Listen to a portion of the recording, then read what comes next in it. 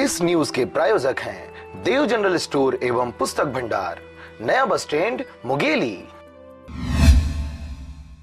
जिले में शहरी बिजली विभाग काफी सक्रिय रूप से कार्य कर रही है और बिजली व्यवस्था व बकाया बिजली बिल की वसूली का कार्य जोरों पर है। सक्रिय कार्य प्रणाली के इसी कड़ी में विभाग द्वारा बिजली चोरी करने वाले व बिना बिजली मीटर के विद्युत उपयोग करने वाले उपभोक्ताओं के ऊपर ताबड़तोड़ कार्रवाई किया जा रहा है।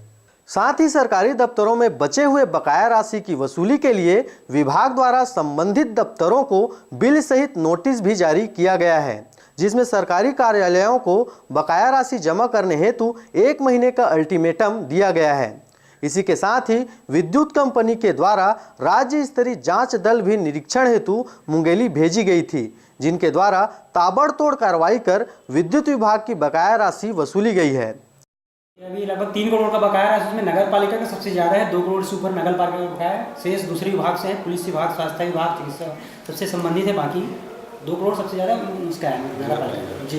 डीलर को भी साथ में रखें, लाइन स्टाफ भी जा रहे हैं, प्रॉपर लोगों को संपर्क करें, सबको नोटिस भी सर्व किया गया है। उसके बाद लोगों द्वारा पेमेंट नहीं किया जा रहा है तो उनकी लाइन काटी जा रही है जी। ये ऊपर से स्टेट लेवल से इनको भेजे गए थे। 12 और 13 दिसंबर की डेट में 4 टीम आई थी यहाँ पे अपने नगर में, विजिलेंस की टीम, और उनके द्वारा 27 नंबर कनेक्शन चेक किए गए, जिसमें 17,08,575 का लोगों को बिल किया गया है।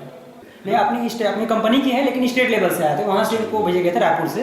तो ये कब आते हैं सर? ये इनका उन्हीं की तरफ से डिसाइड होता है। ये सिर्फ आगे लोग 27 चेकिंग करते, केस हमको हैंड ओवर करते हैं, फिर इतने हमने चेक किया करके, हमको भी खबर नहीं करते हम लोग।